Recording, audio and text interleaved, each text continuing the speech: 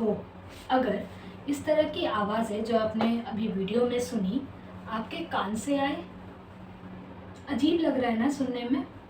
आप लोगों ने सुना होगा किसी ना किसी से, या फिर कभी आप लोगों के साथ भी ऐसा हुआ होगा कि कान से अचानक से जैसे मक्खी की भिनभिनाने की आवाज़, मधुमक्खी की आवाज़, या फिर बड़ा सारा शोर हो रहा है। ऐसी आवाज़ जो आपको इतना परेशान कर दे रही है कि आप अच्छे से अपनी लाइफ को भी जीने में या फिर किसी से बात करने में भी आपको किसी तरह का बहुत प्रॉब्लम आ रहा है। इस प्रॉब्लम को बोलते हैं टिनाइटस, और कह सकते हैं टिनिटस।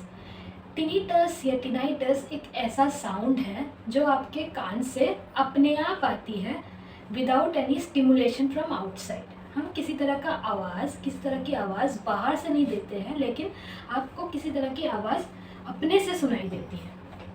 ये टिनाइटस दो तरह के हो सकती है, एक सब्जेक्टिव टिनाइटस और एक ऑब्जेक्टिव टिनाइटस।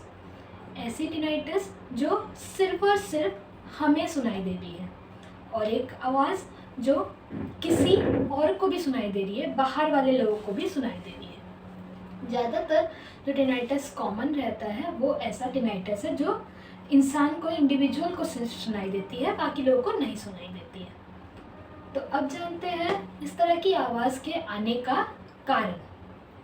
ये टिनाइटस या टिनिटस हो सकता है कि बहुत नॉइज़ के कारण, नॉइज़ इंड्यूस्ड हियरिंग लॉस के कारण, या फिर कोई एक इंसान जो बहुत ज़्यादा ऐसी जगह में है जहाँ पे बहुत सारे टाइम के लिए, मान लीजिए 8 से 10 घंटे के लिए ऐसी जगह में है जहाँ बहुत ज़्यादा शोर होता है, या फिर बहुत ज़्यादा आपका ईयरफोन यूज़ करना।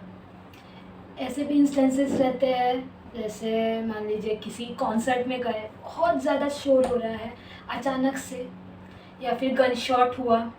आर्मी पीपल में जो वॉर्स में रहते हैं, बहुत ज़्यादा गन शॉट की आवाज़ उनको सुननी पड़ती है।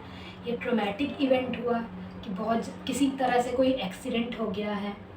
कई बार टिनाइटस के कॉजेज़ रहते हैं कोई ऐसी मेडिसिन्स जो ऑटोटॉक्सिक रहती है, और कॉजेज़ है हियरिंग लॉस, एज के कारण हियरिंग लॉस आने से, किसी का तरह का हमारे कान में ट्यूमर हुआ, ऑडिटरी नर्व में ट्यूमर होने से।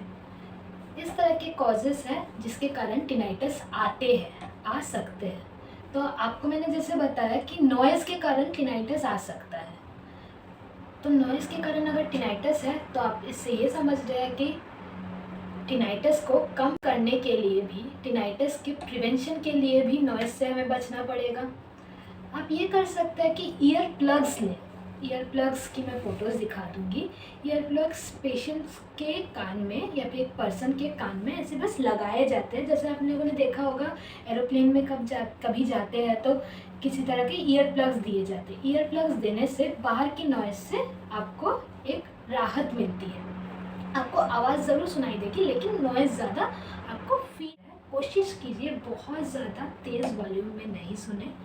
अगर सुन रहे हैं तो दोनों हेडफोन्स को यूज़ करिए, बाइलेटरल हियरिंग लीजिए, एक कान में ज़्यादा नहीं देना है, और आवाज़ जो है लाउड नॉइज़ से कम है, मीडियम नॉइज़ करके सुनिए। तो अब जानते हैं टिनाइटस के ट्रीटमेंट। टिनाइटस के ट्रीटमेंट में आपका ईएनटी डॉक्टर, ऑडियोलॉजिस्ट, साइकोलॉजिस्ट, ये सब लोग काम करते हैं।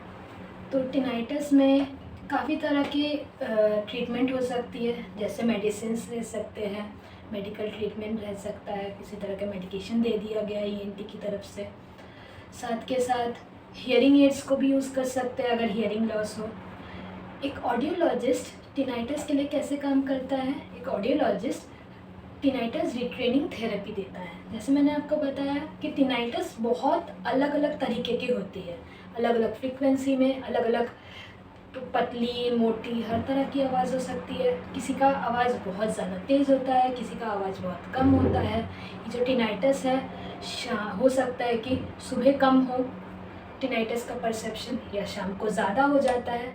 इस तरह के केसेस के लिए ये कहा जाता है कि टिनाइटस रिट्रेनिंग थेरेपी बहुत ही ज़्यादा यूज़फुल रहती है।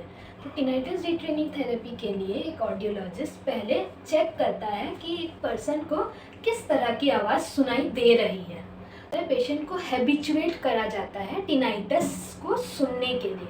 धीरे धीरे इस चीज़ को कम किया जाता है। साथ के साथ साइकोलॉजिस्ट क्या कर सकते हैं, साइकोलॉजिस्ट कॉग्निटिव ट्रेनिंग दे सकते हैं, कॉग्निटिव बिहेवियरल ट्रेनिंग दे सकते हैं। तो अभी के लिए बस मेरा यही सजेशन रहेगा कि कभी भी इस तरह की प्रॉब्लम आए तो प्लीज़ घर पे मत बैठे रहिए, इस चीज़ को झेलिए मत, किसी भी स्पेशलिस्ट को कंसल्ट करें। Thank you.